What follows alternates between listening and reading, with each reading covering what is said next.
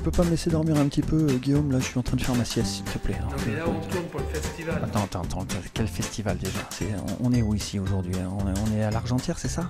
Oui, oui. Ah, d'accord, donc on va peut-être commencer l'émission. Donc voilà, je suis vraiment désolé, mais en tout cas, bonjour à toutes et à tous et bienvenue sur TV07, où nous sommes aujourd'hui au Palais de Justice, dans cette salle du tribunal, cette salle de jugement où étaient encore jugés les gens il y a quelques années de cela.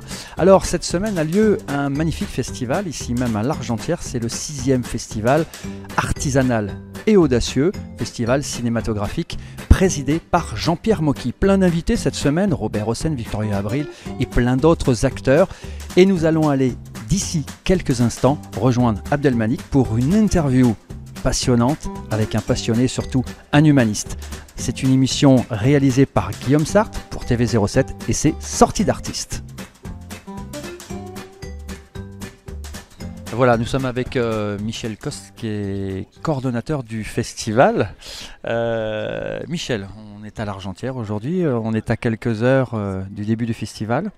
Parle-nous un petit peu de cette édition de 2016. Eh bien, le festival 2016, c'est une très belle édition de notre festival qui se prépare. Et c'est quelque chose dont nous sommes très fiers parce que nous avons beaucoup travaillé pour le mettre en place. Et là, nous sommes devant le début de la ligne droite d'une semaine fabuleuse avec des activités très riches en contenu, en émotions. Avec cette dimension de rassemblement de gens qui sont tous des créateurs, qui travaillent tous dans le même esprit, qui est l'esprit artisanal et audacieux. Donc c'est la philosophie de ce gens festival. Qui sont là. C'est la philosophie de ce festival. Ce festival n'a qu'une vocation, qu'une seule, c'est d'être au service des gens qui font les choses avec passion. Et le thème de cette année, c'est particulièrement Histoire de passion. Et tous les invités prestigieux qu'on a pu faire venir pour mettre les projecteurs des noms, s'il te plaît. Sur les jeunes créateurs. Abdelmalik qui est là dès aujourd'hui, Robert Hossein, Laurie Pester, Niki Laudet, Jean-Christophe Bouvet, Victoria Abril qui devrait être là, et puis bon, bien sûr notre patron à tous, Jean-Pierre Mocky. Alors justement, Jean-Pierre Mocky, arrêtons-nous un petit peu. Comment on arrive à convaincre un artiste, un cinéaste comme Jean-Pierre Mocky d'être président du festival à l'Argentière en Ardèche? Dis-moi comment ça s'est passé cette rencontre? Il n'y a pas besoin de convaincre. Ah non. Il n'y a pas besoin de convaincre, c'est quelque chose qui s'est passé très naturellement. Et c'est même lui qui nous a proposé de développer le festival. Et c'est lui qui nous a dit j'ai envie de vous aider. Ce que vous faites, c'est magnifique. Et je vous propose de mettre à votre service ma notoriété, mes réseaux, parce que je veux que ça marche. Je veux que ça se développe et que ça devienne un festival national et international parce que vous êtes dans le vrai. C'est ça qu'il nous a dit. C'est une alchimie en fait parce que quand il est venu, il a compris la philosophie, il a compris qu'on était en phase avec ce qu'il fait lui-même, de l'artisanat audacieux, toujours un peu sur le fil du rasoir, comme l'organisation de ce festival, où il y a plein de boutons de guêtre qui manquent, mais on avance. Et Mocky, il est comme ça sur des tournages. J'ai eu le plaisir de l'accompagner sur des tournages. Bon, ça avance. Et puis finalement, ça se fait.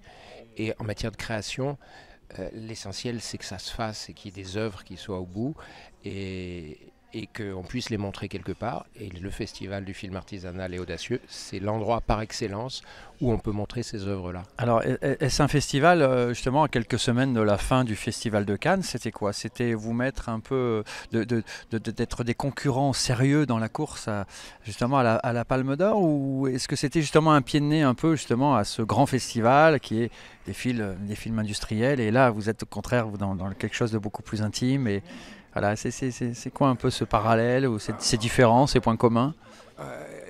On n'est pas concurrents parce que on est sur notre créneau et on est quasiment seul sur notre créneau. Ils font pas la même chose que nous. Donc chacun fait ce qu'il a à faire. Donc nous, il y a des choses totalement différentes. Il n'y a pas de barrière, il n'y a pas de vigile, il n'y a pas de sac qui traîne qu'on fait exploser dans la demi-heure, parce qu'on est en Ardèche, parce que c'est dans la convivialité, que c'est sympathique, que c'est chaleureux. Donc ça, c'est des caractéristiques qui sont les nôtres et on ne veut pas changer ça. Donc ça sera peut-être une difficulté qu'on aura à gérer par la suite. Mais c'est d'abord un lieu de rencontre, un lieu d'échange, un lieu de progression. C'est-à-dire que nos jeunes réalisateurs ou moins jeunes, on veut les aider à progresser et à mieux maîtriser leur art et à acquérir de nouveaux outils pour créer encore plus facilement et mieux et au plus près de leurs envies de créer. Parce que le fond, c'est la création. C'est qui sort de chaque personne qui se lance dans une activité artistique, quelque chose qui les transcende, quelque chose qui les dépasse. Et pour ça, il y a plusieurs cheminements.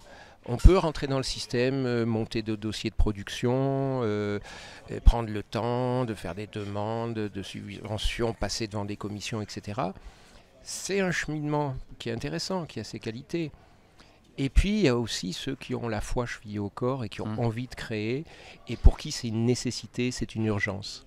Et Moki, il est comme ça, et tous les jeunes qui viennent chez nous, ils sont comme ça. Et ça, on s'est reconnus tous. Très bien. Bon, quelques mots pour TV07 en tant que justement coordonnateur de cet événement que tu aimerais dire, un message à faire passer aux Ardéchoises et aux Ardéchois qui nous regardent. Pour TV07, ce que je dirais, c'est que c'est bien que TV07 Ardèche existe parce que c'est un outil pour l'identité ardéchoise. Elle en a besoin. Nous sommes fiers d'être ardéchois. Ce festival ne pourrait pas exister ailleurs qu'en Ardèche. Il a une osmose avec le territoire. Et donc, TV07 est aussi dans cet état d'esprit, j'ai l'impression. Et je suis heureux de participer à cette émission avec vous. En fait, malheureusement, je ne vais pas rester très longtemps. Je suis venu hier soir et je pars demain matin. Mais voilà, je voulais rencontrer, marcher en même temps, échanger avec les gens. C'est important. Et donc voilà, vous avez une région qui est sublime. Pas juste belle, elle est sublime. Et bon, moi j'ai grandi avec du béton autour de moi, il n'y avait rien, quoi. Et c'est vrai qu'on se dit, grandir dans un cadre comme ça, forcément, ça doit nous changer. La vision des choses. On doit voir les choses différemment. Non, il y a eu des moments qui ont été vraiment difficiles. Notamment, tu vois, le passage de quand la police... Si tu veux, ce qui était difficile pour moi, c'est de me rendre compte a posteriori comment j'ai pu faire souffrir ma mère.